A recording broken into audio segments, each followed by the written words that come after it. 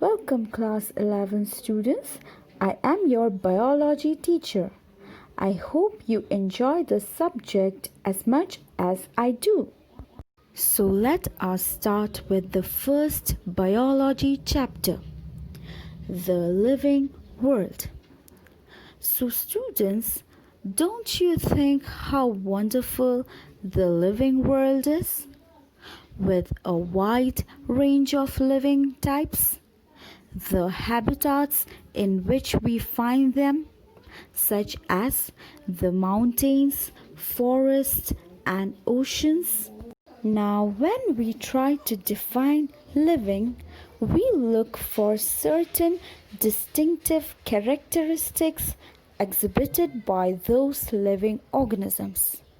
Some of the characteristics that come to our mind when we think of living things are growth, consciousness, reproduction, and metabolism. Now let us see if all these characteristics are actually definite characteristics of living things or not. We will first start with growth. What is growth? Growth is the increase in body mass and height. Multicellular organisms grow by cell division. Example, plants and animals. But what do you think? Do only living things grow? The answer is no. Non-living things also grow. For example, mountains.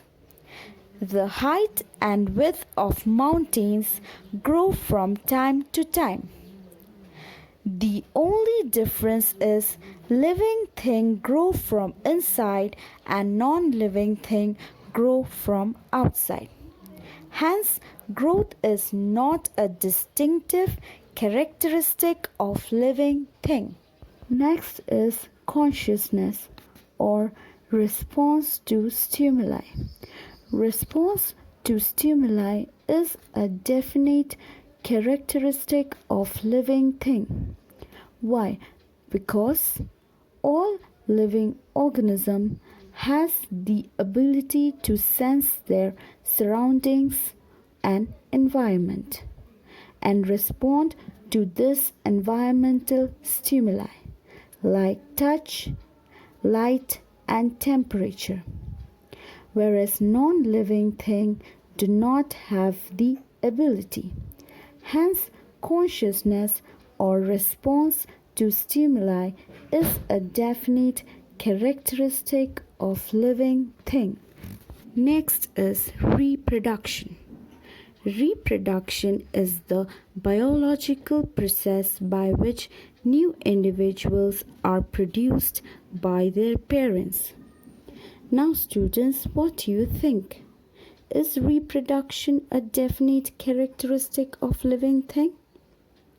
We know all living organisms are capable of producing progeny similar to them, and non-living things do not reproduce.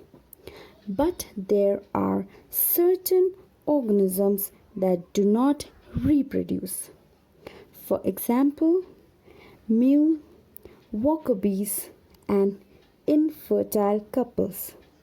So that doesn't make them non-living. Hence, we can say reproduction is not a definite characteristic of living thing.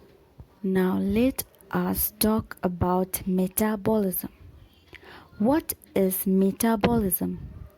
Metabolism is a term that is used to describe all chemical reactions involved in maintaining the living state of the cell and the organism. Metabolism occurs only in living things. Non-living objects do not exhibit metabolism.